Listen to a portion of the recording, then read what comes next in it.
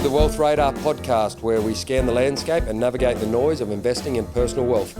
I'm Paul Fowler and I'm joined by my brother Jason. We're both certified financial planners for Fowler's Group, and in this episode we'll be taking up again our discussion with Bram Collins, who, if you haven't listened to, go back and have a listen to part one, where Bram talks through the history of the Collins family dating back to the mid-1860s, all the way through to the 1990s. Yeah, where we pick up the story today as they make a transition from cattle farming to ecotourism. And we finished episode one with Jerry Has a Plan, and so now we'll jump back into the story with a little recap of that transition story and see what happens from there. So we hope you enjoy.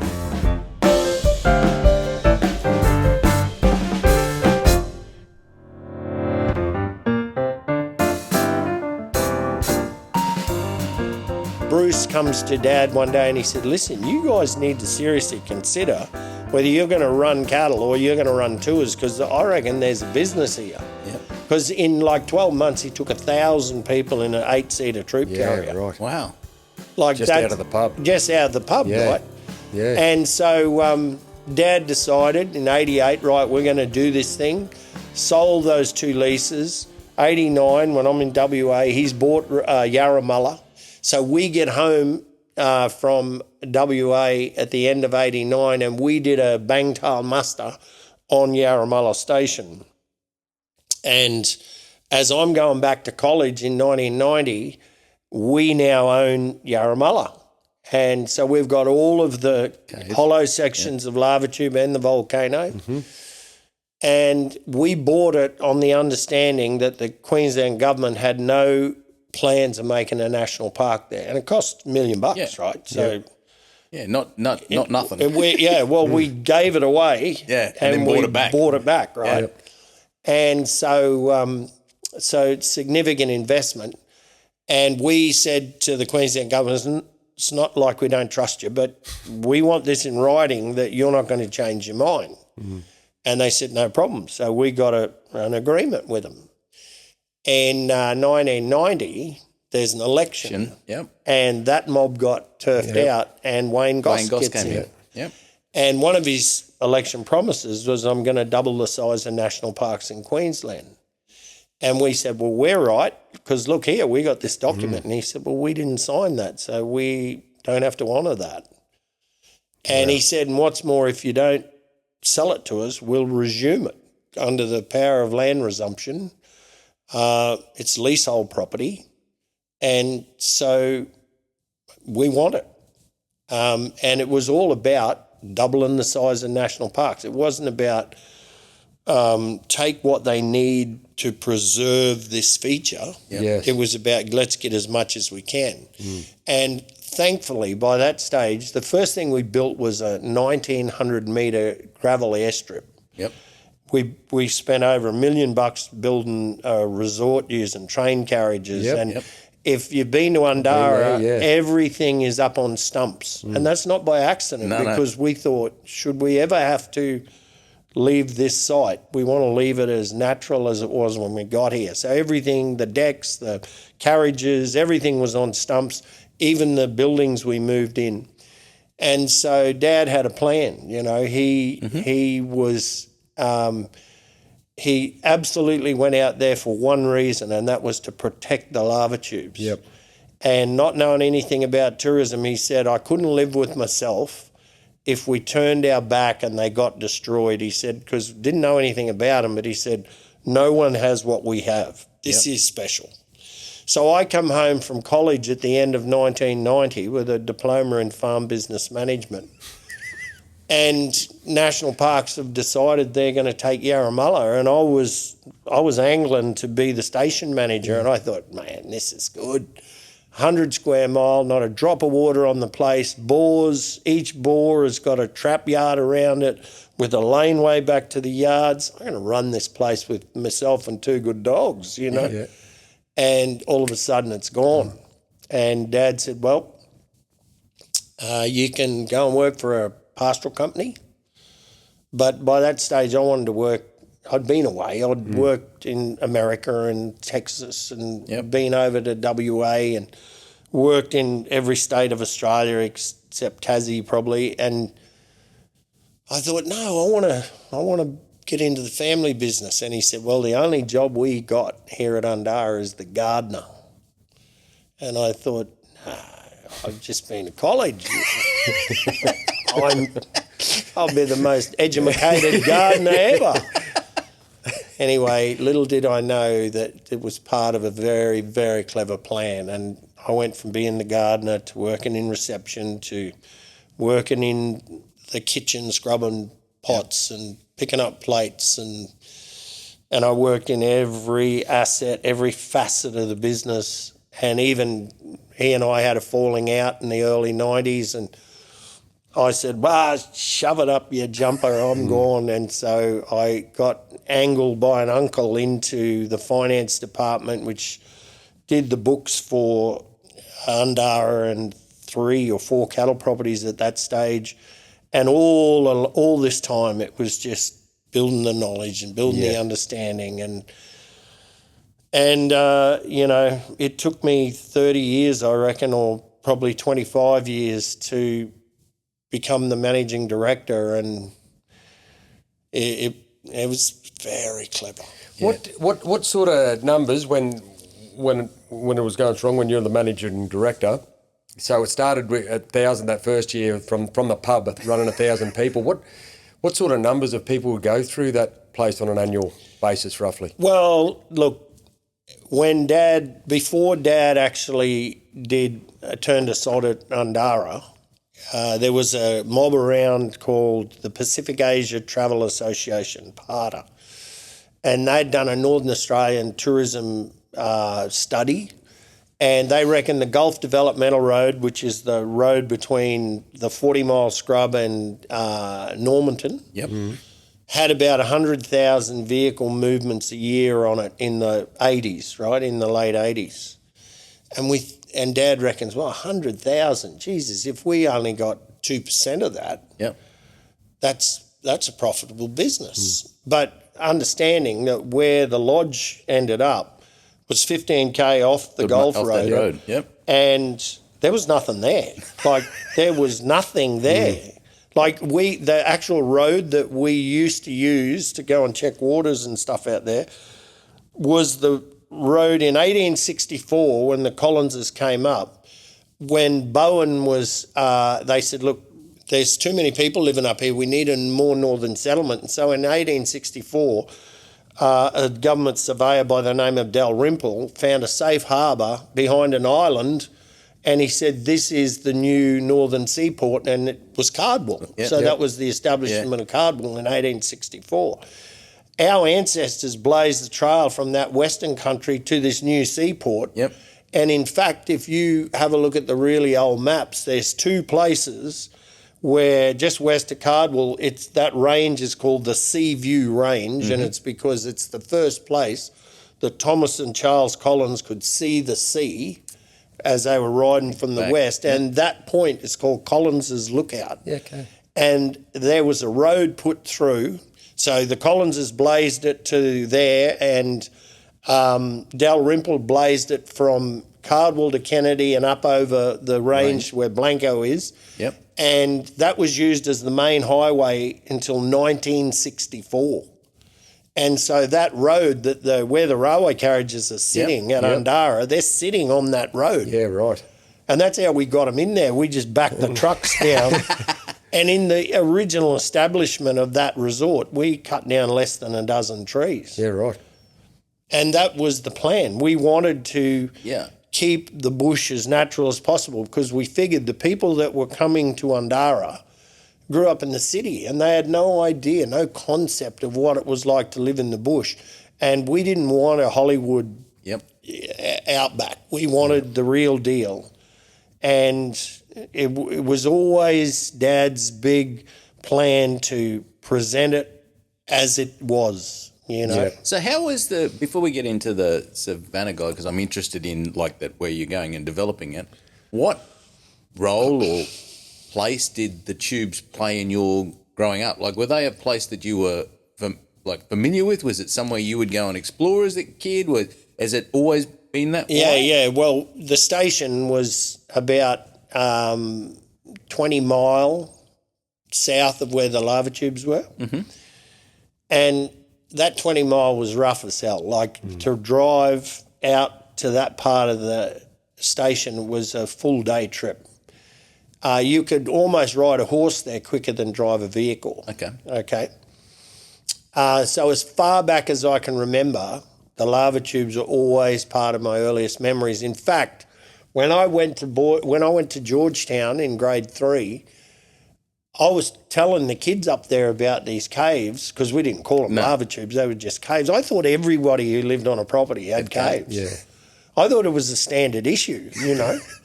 I didn't know it was special, and it turns out the caves at Undara are the oldest standing lava tubes on planet Earth. They're the best preserved system. They're part of the longest lava flow on the planet. Like, just mind-blowing to think that our ancestors started there, you know, like, and we're up to 7 generations now that we've ridden around that country and care for it. Like, it belongs to the government. Yeah. It's leasehold land. Yep. We don't own it. We're the leaseholders. Yeah, but that's I think the interesting thing for that, which is why I think your father's vision, as I understand it in Undara, is that people, you know, see stuff on television and go, well, you know, they just want the fat and the cattle, right? But you don't, you know, I'm a Border Collie man, right? And so I've actually got sucked in, you know, by a lot of things, but the Mustard Dog series, which I've just finished watching the latest one again, and you talk to, you know, any of those people on that, the land doesn't, and I learnt from being at Oak Park and talking to people, doesn't survive if you don't care about the land, right? That's right. And so the fact that not only was that there, but they still stand, they were kept standing, they played a part, and then I'm sure as the journey went on, you know, you got this, I mean, that idea of people being out, for me, I haven't spent a lot of time at Undara, but we'll come back to Oak Park at some point in the chat. But me going out to Oak Park is that understanding of just being in the bush, right? And the thing I love about it is the phone still doesn't work. You know, you sit around a campfire and you talk, you socialise with people that you see once a year in different parts and you get on and but you're in this magic environment with magic skies, rough ass country from time to time. It can be green, it can be brown, but there's just something about it that is different, right? And I, you know, you've grown up in that country, and then Dad's gone, well, we're not going to run cattle anymore. We're going to actually preserve and present and get people to experience this magic thing. That must have been a very interesting. I mean, you talked about the journey of doing lots of different bits, but to not use that ag degree and then effectively start developing, you know, you're one of the early Savannah guides as well, being able to tell that story as you're doing now must be so fascinating. And so, yeah, it is. Look, I've got to say, I thought back when I was going to college, I was getting frustrated because, you know, by the time I get to the top rung of the ladder, I'd find out I got the ladder leaning against the wrong wall, you know, like, and it felt like that over and over and over. I felt like, and I appreciate a lot of young people now, they get frustrated because stuff's not happening fast enough. And if you feel that way, you're on track. Yeah. You are so on track because as we get older, we become more understanding of time and we become more patient. But, you know, to go back and think about this journey, we are where we are because of the people who we've had around us. I ain't that smart, you know, and Dad will tell you, we're cattle people and we're good at cattle. Yep. But to get into tourism, and, you know, there's no human on the planet I respect more than my old man because he was a contributor. He, at one stage, got into agro-politics and became the president of the Cattle Council of Australia. And at the time was when the roux meat scandal, remember who put the roux in the stew? Yeah. He went to Europe and negotiated with the EU about restoring the Australian cattle market, the export market. And, you know, he then switched completely to a new industry and was many years later was recognised at the Queensland Tourism Award for his outstanding contribution to tourism. Yep. And Who does that? yeah, I know, it's fascinating, right? But the interesting thing for me, not only did he start a tourism business, he started an ecotourism business before anyone knew what ecotourism was. Exactly. Yeah. Right, and now it's like everywhere. But the beauty of the lava tubes, having been there, and the whole setup it was actually honouring the place you were without mucking it up, right? Well, in simple terms for me, on the outside. Let me tell you something, and he explained this to me once, and it just totally made sense. It was when ecotourism first started. And he said, look, the philosophy that we have as a family about how we manage the country, okay, because the country's there without us, okay, and Mother Nature does a bloody good job of looking after itself. So if you imagine a pendulum, right, on one side of the pendulum you've got environmental sustainability. On the opposite side you have commercial viability. And what you have to do is you have to operate your business by maximising your commercial returns and minimising your environmental impacts. Now, if all you focus on is your business, it's unsustainable because the environment will collapse. We'll take it. Take you out. But the opposite is also true. If you focus only on the environment, your business will collapse. Yep. So to be sustainable, we need to minimise our environmental impacts and maximise our commercial return. And Dad said, if that's ecotourism, well, we're in ecotourism. If it's not, then we're not in ecotourism. I'm interested in, I don't want to jump too far ahead, but to the point where the business was sold, I'm interested based on what you're saying and obviously the passion for the land and certainly from your old man and the family to preserve what you had there or what's at the land. How did the discussions go? How did you go selling the business to someone else? I would imagine with utmost faith that they would have that same respect for the land and the tubes that you guys had. How did you compute that? I mean, we're talking about a family that's been there since the mid-1860s. Yeah, how did you compute that? Or, yeah, what was the feelings there? Or how did that come about? Toughest thing I've ever done. Yeah, like, I can imagine seriously. after hearing what you've said so far. And it's actually not all about me. It's about my family, but it's about the families of every individual that's ever worked for us. Because the money we pay them pays their mortgage, pays their school fees, pays their loans off. And you wouldn't be honest with yourself if, as a business owner, if you didn't think about your responsibility to other people. You have a social responsibility. So that said, I had this awesome team of people, and as I said, we've been able to attract incredible workers, incredible people who buy into our vision and treat it like it's theirs. Yeah. Like that's when you've got people who stay for 30 years. Yep. Because they feel that they're at home. They're working for himself. That's when you've created something special. The COVID time was really tough, and it was tough on everyone in tourism. Whilst I think there were certainly highlights, Queenslanders had to get out and see their own state. Because of JobSeeker and JobKeeper, nobody wanted to work anymore. And it's completely, in my view, has completely changed the workforce. Yep. And we don't seem to treasure the work ethic that Australians internationally are recognised for today. And I had an incredible manager, and he had just given his all. and he was ready to move on. My managing director at the time, he was wanting to retire. The tough bit is my 3 sons weren't really old enough to take the business on, and they hadn't worked in the business because as little kids I'd take them out there and put them to work. Yep. And Undara just meant work for them. Yep. So I probably turned them off the business, not on to the business. So that wasn't an option. And it's a great business, but it's not an easy business. Yep. It's hard work.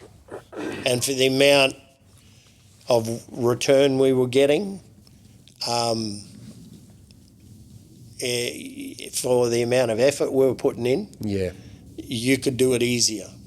So all of this said, an opportunity came and we were approached, and the numbers were just too good to not take notice of, you know. The hard bit was I'd buried my father's ashes out there. It's history, right? And, you know, I just agonised over this because I thought to myself, wow, how can I just sell this? Yeah. But the flip side is if I can put the right team together to run it, because it was too big for me to run. Yep.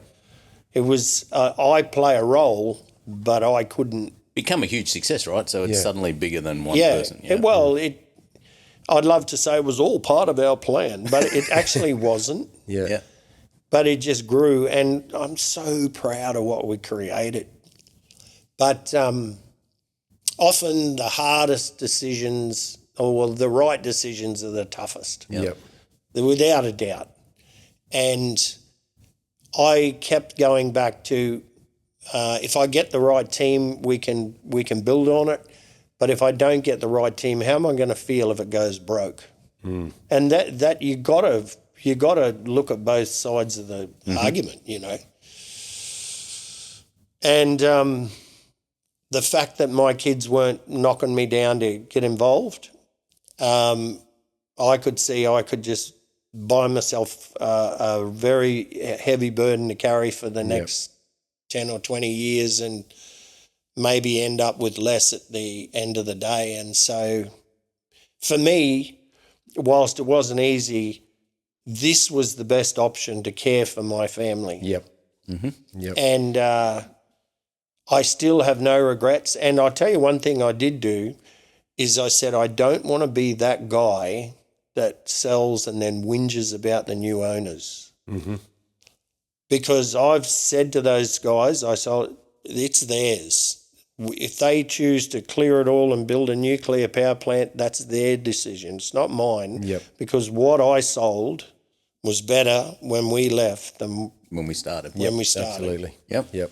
And that's all you can ask for. in That's anything, all right? we can Comfortable ask with for. that. And Yeah. Dad said something to me once in the really early days because we were doing something no one else had done, and so you can imagine what the local chat I was was, going right? to ask that question. And anyway, there was one particular individual who was behind a lot of the chat, and when we saw him face on, he was nice as pie, but we were hearing that much stuff.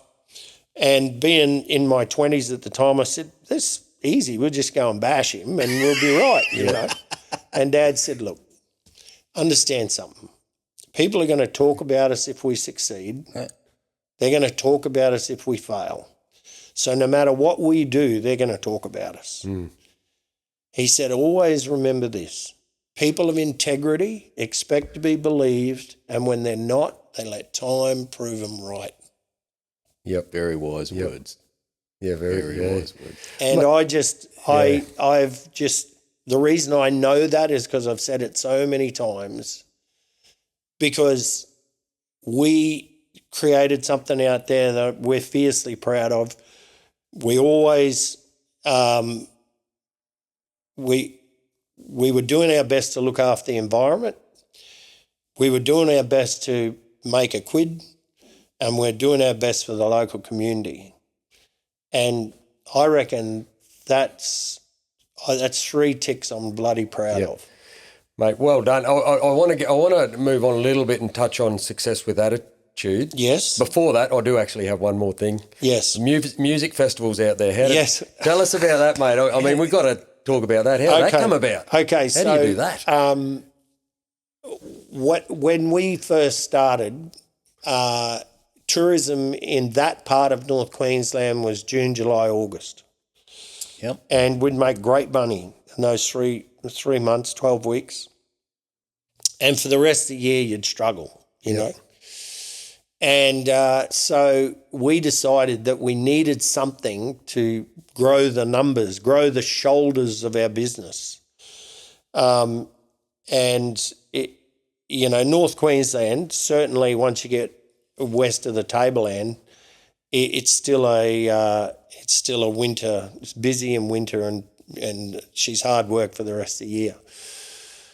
So the first music thing we did was we sat and we had a yarn and we said, right, we need an event that we can do every year that no one else in the region's doing. It's got to be completely unique, and it's got to attract people that have got a high disposable income.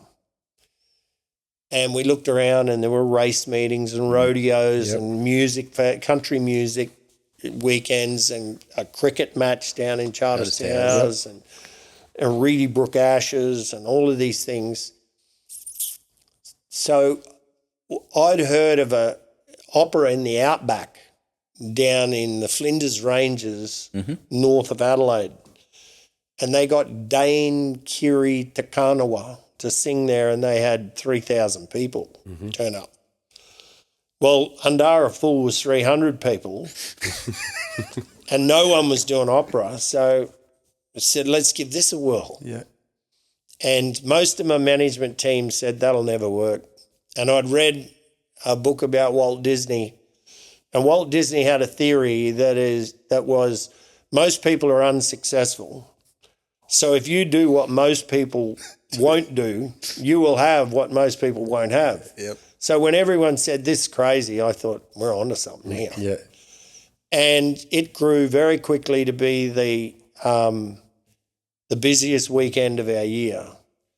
And we always had it at the end of the October long weekend. So it was the last long weekend of the year.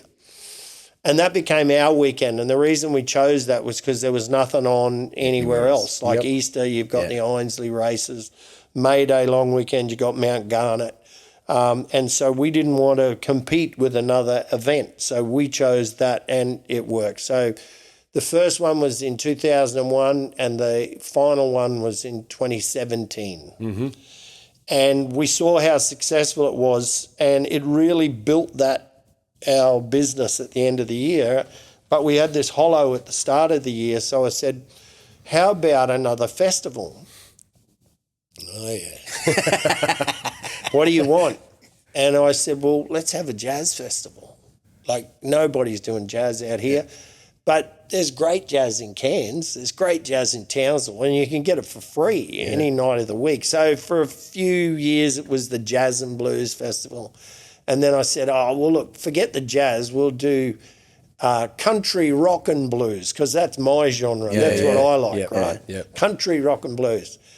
And then, it bubbled along, and I'd say to people, why don't you come to country rock? Oh, I don't really do country.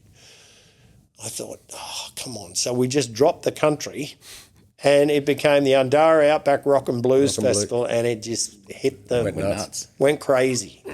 And it would sell out the year before, and we would have, at one point, the year I sold, we had more people on the wait list than were actually coming to the festival.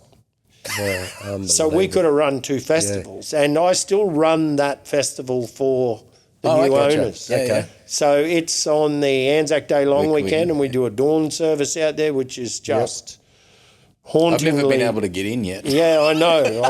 Well, That's the challenge. I'm You know, I that, know someone I there. know, I know someone there. well, I'm that disorganised. If I had to buy a ticket, I wouldn't get in either. So, look, events have become something special, Yeah. but because of that, and I love music, you know, I play guitar around the campfire, and I did out there for 30-odd years, and I play at Oak Park, and the one standout about Undara is I met some incredible people, like musicians, but I took David Attenborough on tour once. Wow. Yeah. And that was early in the piece, like 1992. And it was like walking with Jesus, you know, it really was. And I had sleepless nights beforehand because I thought, what the hell is a ringer going to talk about with David Attenborough? And I thought the best approach is talk about stuff he doesn't know, and what he doesn't know is our connection to the lava tubes and the traditional owners. He doesn't understand Uruman people and Collins family, and he loved it. Yeah. He loved it, and that's a cherished memory, you know. Wow. Yeah. It was. That's a, yeah.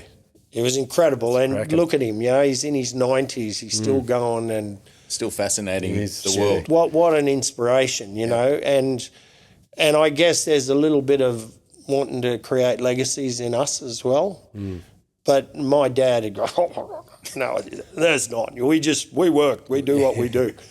And but yeah, to be able to go out there, go and see Dad quite a bit. Yep. The new owners and the managers are great. They are just wonderful people. They're really respectful.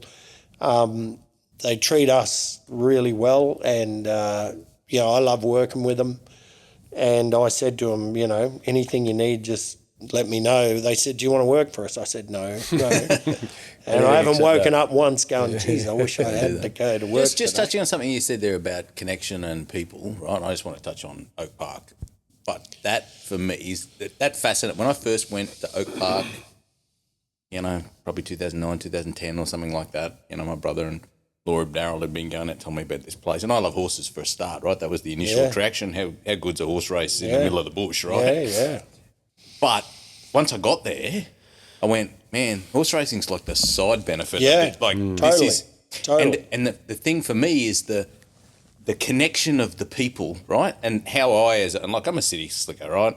But the way that we've been accepted, that people will know who you are, they realise what camp you're in, they'll chat to you, it's like they know you, is something so special. Isn't it? But it's been going for 100 plus years. 1904. Oh, yeah, 1904. Like it's fascinating, right? Yeah. And the Collins family, talking about history, like you're one of the foundation families for Oak Park, and that era, and it became, well, what I understand it was almost like the Christmas holiday for the stations in that area where everyone would come together. Yep. They had a common, I suppose, bond in life of what they were doing, but they came and shared, and it is fascinating. Even for the little bits of friction that happened from time to time, it was that connection with other people in what must have been in 1904 or even earlier, very isolating type of business. Oh yeah. Look, Oak Park is one of the most special things, and you'll see it in our family history. It's a major part of our culture. 1904, and there were a few families that were there at the time that wanted to create a horse race, so they just bought fast station horses and started racing. And anyway, for me, I think I've missed about 5 Oak Parks in my life, and every year I have my birthday at Oak Park. And the first Oak Park I ever missed was 1989. I was in WA, so I didn't come home for it. 1993, the year that I got married the first time. And we were trying to save money. And if you look at, was a few years they didn't race because it was too dry. Some wet, too wet. Too wet. It was rarely was it too wet in the old days. The beef slump in the 1970s, they didn't race because everyone was broke. But COVID, they didn't have an event. But there was a year that it was that wet, there were no horses. And there still was about, 800 people turned up. Yep. Yeah. And I was on the committee then, and there were members of the committee who says, they only come here for the horses. I said, I don't think so. I actually think it's an event and the horses are a bonus. Yeah. And they were like, no, it's a horse race.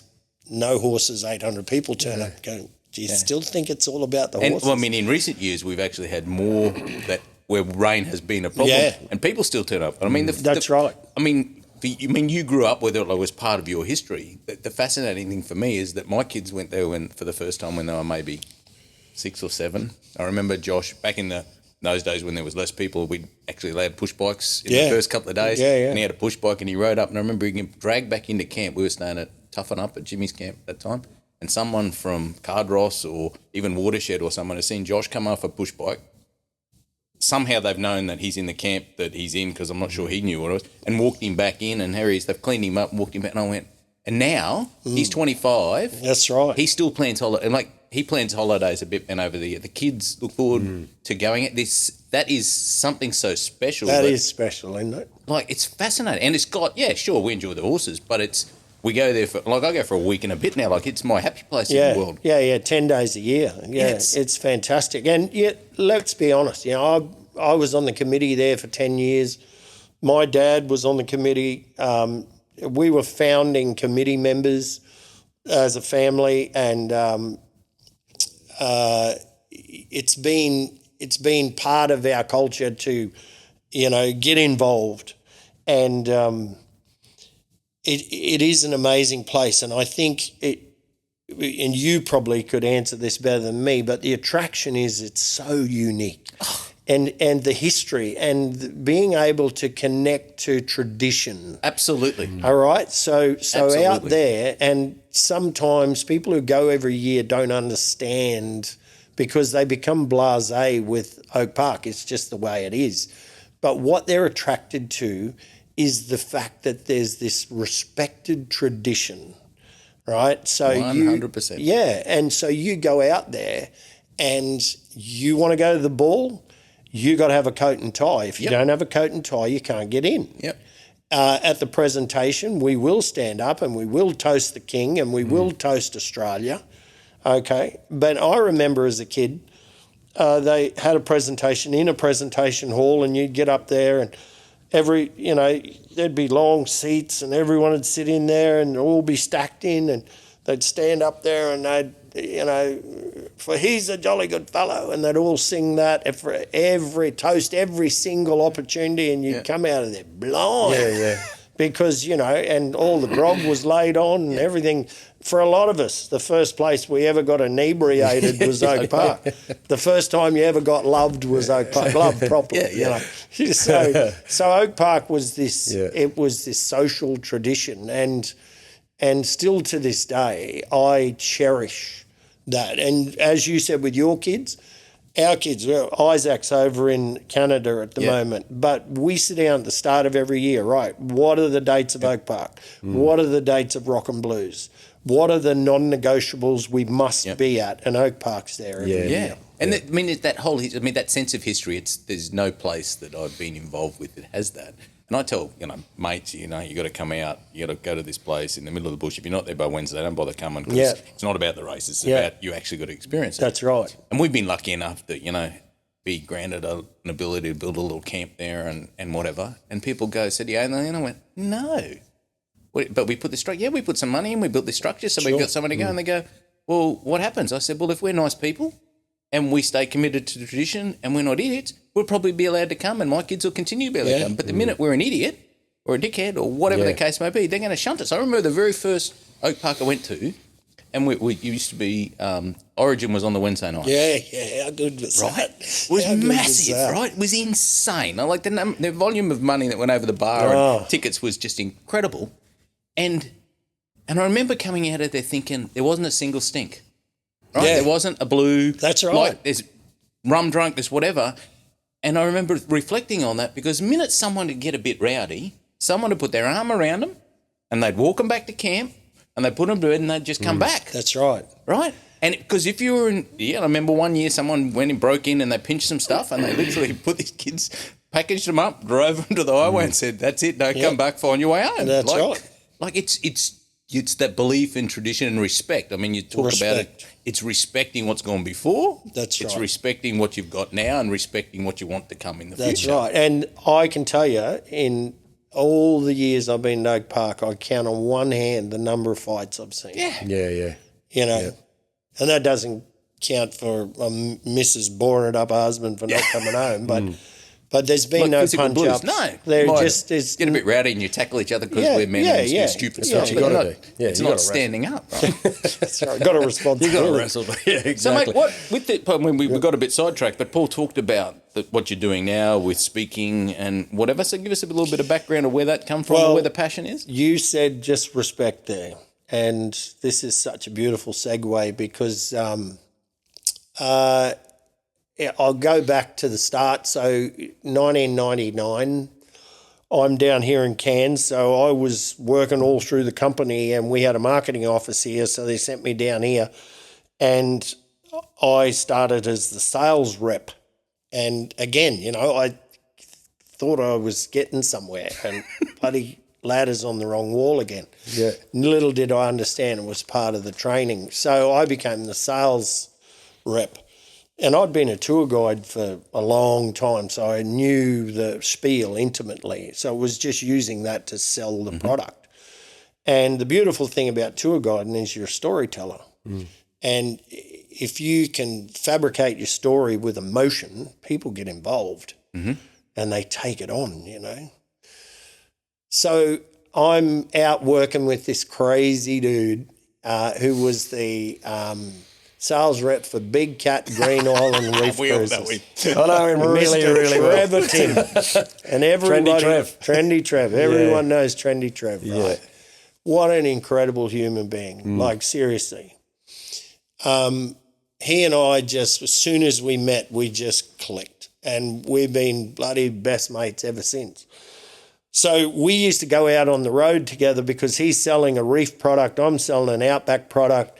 We'd go into travel agents, we'd make them laugh, or sales desks or whatever, and he's just hilarious, right? And so we got a bit of a routine going. And so one day we're having lunch, we're sitting in a car and we're eating a sandwich and the radio was on. And the news came on and they made a statement that Australia had the third highest youth suicide rate in the world. And we were like, what the hell? How is that? Why is that? How is that possible? Because we live in one of the happiest, luckiest, freest, the best countries in the world. And how come our kids are making that decision? Like, what's going on that we're failing our children? If they're that hopeless, that's the only option. We're failing. And totally uneducated in the subject, we said, you know what? The problem's their bloody attitude. If we change the way they think, make them happier, they would never do that. And so I said to him, he's got kids, right? He had 4 kids or 3 kids at the time. I had 3 kids. I said to him, okay, here's a crossroad. We're either part of the solution or we're part of the problem. If we're going to be part of the solution, we've got to do something about it. And so we decided, because I read mindfulness books, positive mental attitude books, right? Always have. Dad did. And we've always been positive. I remember Dad's father, Stan Collins, saying to me, you know what Collins means? Do you know what the actual word means? We work for ourselves. And they always had this can-do attitude, always positive, you know. Don't be negative. Don't look at the negative side. You've got a choice. Choose positive. Old granddad also said, dead fish go with the flow. He said, you want to be somebody, swim against the current. Yep. You know? Yeah. If success was easy, everyone would be successful. It's not easy. Toughen up, you know? Yep. It was always that attitude. So Trevor and I decided, right, here's some books. Every day we're reading, and then we would get together every day, or 3 times a week. So Monday it'd be his house in Brimsmead. Wednesday it'd be my place in Gordonvale. And the only time we had available, because we're married, kids, busy, work, was 4 o'clock in the morning. Right. So 3 times a week at 4 o'clock in the morning, he would come to my house, I would go to his house, and we would go through this stuff, and we started to compile stuff that we thought was non-negotiable. This is what we need for success. And gradually we put together a presentation. He contacted Cairns High, because he used to go to Cairns High, and there was a principal there at the time named Trevor Gordon. Yep. Trevor was the principal when Trevor was going to school there. And we booked a meeting with Trevor Gordon, and we went in and said to Trev, look, we want to talk to your kids. And we told him about the suicide thing, and we said, we got a different approach. We want to talk to grades 9, 10, 11 and 12. And we've got a presentation that fits a double period. So we did that on purpose. Mm-hmm. And we said, we won't charge you nothing. Let us know what you think. And he said, well, boys, you don't have any teaching qualifications. Well, give us a fair go. So anyway, it took a little while to set up. And in the meantime, we just kept building our repertoire. And we went into this school and just blew these kids away. They laughed because Trev dances and he's funny. Yeah. Yep. And we didn't talk about suicide. We talk about attitude. And the name Success with Attitude is not by a mistake. You can be successful if you get your thinking right. Mm-hmm. And people go, well, it's not that easy. No, it's not that easy. It's bloody hard. But you have a choice. Everything that happens to you, you can choose to be happy or you can choose to be sad. Choose your attitude. And choose your attitude. What are some of your key principles that you get across? Is there a couple of major ones that you'd get across in that? Totally. Absolutely. So feed your mind is the first thing, right? Because it's going to be fed whether you're conscious of it or not, because it gets fed when you listen to the radio, when you watch TV, when you hang out with negative people. Yep. All of this stuff influences your mind. But if you treat your mind the way young people treat their bodies today, because everyone's fit, everyone works out, everyone wants to wear exercise gear and, look good, it's got to be a priority because your mind picks up on everything. Yep. It's a choice. Yep. So if, you garbage in, garbage out, positive in, positive out. Yep. Don't get hung up on stuff you can't affect. Yep. You are what you are because of what you read, what you listen to, and who you hang out with. Yep. And we had Joe Veller, actually. I think he's the last podcast. I still remember it's one of the great sayings he put up in the podcast.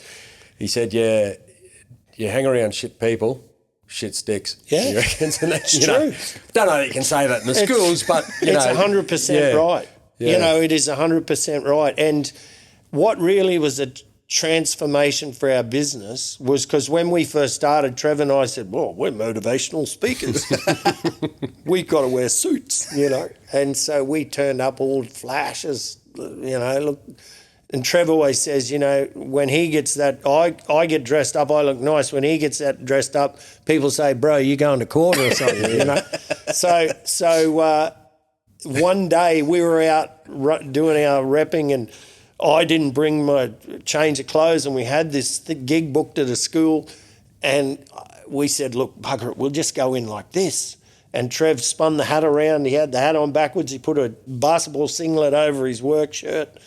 And I had always wore a cowboy hat and, had a knife belt and a pair of boots on. And so I looked like a cowboy and he looked like this trendy guy. Yeah. And that totally transformed our business because everybody who comes in to talk to a kid, Yeah. puts a tie on, or look, and the kids just turn off. Yeah. But they nicknamed us Cowboy and Trendy because most of the kids don't even know our names. Yeah. Yeah. We're just the cowboy guy and the trendy guy, and we're funny. Yeah. And we've got a different approach. So the message, they may have been getting told the same thing over and over and over again, but when they hear it from us and they're not expecting it, all of a sudden it sticks. Not bad for a couple of people that aren't teachers, eh? That's right. That's right. But, you know, look, we started this little thing and it became so busy because we would go and talk at a school, and then the teachers that were looking after the kids are hearing the message, and then they'd go to a PC or, parent-teacher thing, and they'd start talking, and then the parents want to see it. So then we ended up in the corporate market, but kids are our target market. Because that other stuff is good. Yeah, that pays the bills so you can do this. But the kids are the target market, right? Yeah. Because we want to make a difference. So we went through a bit of a planning session, Trevor and I. And you know how they say you need a mission statement. You've got to have it. Yeah. What's your vision? What's your mission? What's your purpose? And ours is really simple. Have fun. Make money. Make a difference. Yeah. And I thought about that and my life with Undara and Oak Park and Success with Attitude and Savannah Guides. And everything I do is for those three reasons. Have fun, make a quid, make a difference. Yeah. And if you're not, either work on why you're not or get out of it. Do something else. Yep. Do something else because it's not your passion. Nobody wants to be doing stuff they don't like. Life's too short. Yeah. I 100% agree. Do what you love or get the hell out. Find out what it is, because 9 out of 10 people are in a job they don't like, working with a boss they don't like, with people they don't care for 40 hours a week for 40 years. Come on. Are you living or are you waiting to die? Yeah, exactly. Just live with some purpose, you know? Yeah, Be passionate. No, that's a great way to I think that's a fantastic message. To finish off to a certain extent, mate. That's this chat's been bloody unbelievable. It's awesome, the mate. history of your family is amazing. I mean, I've even forgot his name. But anyway, riding back with one eye hanging out. Oh, Bram. Bram. Uncle Sorry, Bram. Bram. How can I Uncle forget his Bram. name? Yeah, Yeah, Uncle Uncle Bram, Bram. mate. From Yeah, well, actually, he after that, he went to Brisbane because he ordered a glass eye and it turned up and it was the wrong colour because it was mail order backwards. back then. So he actually went to Brisbane to get the right eye. So his brother, Victor, looked after both Spring Creek and Rosella, and while he was away, Bram bought him a pocket watch, and on the back he had engraved from BC to VC. And when I turned 21, my grandfather gave me that watch, and I still got it today. Oh, man. See, that is that's awesome. Unbelievable. Mate, just so cherish so that you stuff. said your sister's on the cattle station, the tough one in your family. So she's Yeah, still she she's is. still out there She working. is. Did she ever get involved in the Undara, the tourism No, stuff? not really. No, So, she's her and her husband, they run the cattle operation, doing a great job, just fantastic. And they run the camp at Oak Park. Yep. And, I don't think there's any better station managers than those two. My brother-in-law is an incredibly handy bloke. Yep. He's never not thinking about it. He's always out there. I remember Dad saying to him one time, the best fertiliser on a grazier's property is his footprints. And meaning get out there, be on the place, be always there, checking, looking.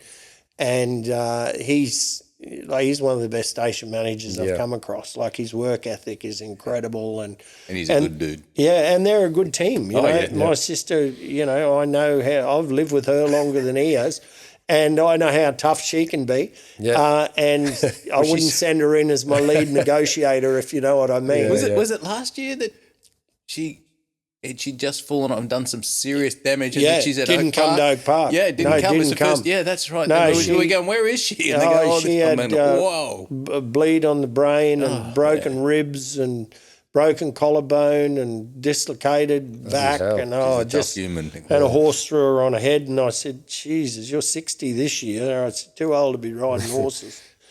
But no, she's tough, and they do an awesome job. And so I was the tourism operator. She's the cattle business. Yep. No, excellent, mate. Mate, I really appreciate you coming in. This has been a really good chat. I think the passion of which you talk about, what's important for kids and whatever, but then the passion you talk about, the history and the respect and the understanding of what's come before you.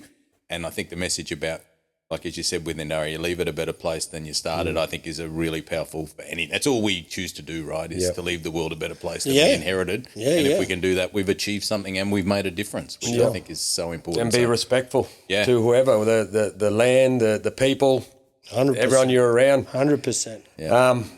I've got to leave with dead fish go with the flow. I reckon that's a cracking saying, mate. But so good. So I'm gonna use that, mate. Yeah, please. I'm gonna go away, and also everyone, please have fun, make money, and make a difference. I reckon that's a great saying as well, mate. It's been awesome. Thank you very much for coming along, and thank you for the gift. Thank you for the gift as well. I look forward to reading that. Yeah, well, it's. I tell you what, if you struggle with insomnia, just read the weather section. Oh, wow. Because we got weather records going back to 1864.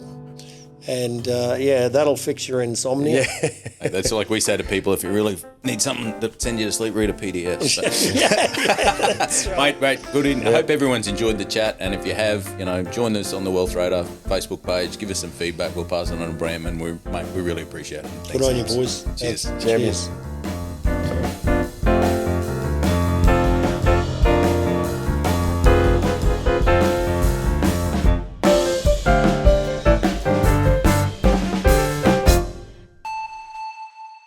This podcast is for informational purposes only, and the information contained is of a general nature and may not be relevant to your particular circumstances. The circumstances of each investor are different, and you should seek advice from a professional financial advisor who can consider if particular strategies and products are right for you. In all instances where information is based on historical performance, it is important to understand this is not a reliable indicator of future performance. You should not rely on any material on this podcast to make investment decisions and should seek professional advice.